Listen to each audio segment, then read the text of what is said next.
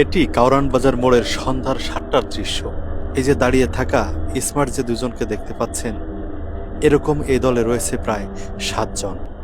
সবাইকে একে একে আমি দেখাবো। এরা মূলত বাসে ওঠার সময় ব্যস্ত মুহূর্তে একজনকে টার্গেট করে। ওৎ পেতে থাকা আরও ৫-৭ জন একসাথে গ্যাদারিং সৃষ্টি করে। দুপাশে দুজন হাত উঁচু করে ধরে ধাক্কাধাক্কি করে। একজন থাকে পকেটের থেকে লুট করে নেওয়ার দায়িত্বে, মোবাইল মানিব্যাগ যাই থাকুক। আর দুজন পিছনে এমনভাবে ঘিরে রাখে যে আশপাশের কোনো লোকজন যাতে বুঝতে না পারে, টের না পায়। ছবিতে যাদের দেখতে পাচ্ছেন, এরা বাংলা মোটর এবং কারওয়ান বাজার মোড় সন্ধ্যার পর প্রতিদিন ছিনতাই করে। প্রশাসনের যদি চোখে পড়ে আমার এই ভিডিও বা আমার সাথে যদি যোগাযোগ করেন, একজন একজন করে সরাসরি ছিনতাই অবস্থায় দেখাতে পারব, সহযোগিতা করব।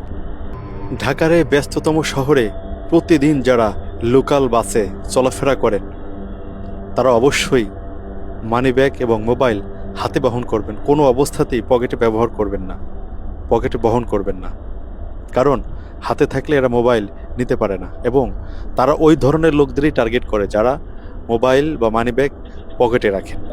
এবং অবশ্যই সাবধানে চলাফেরা করবেন।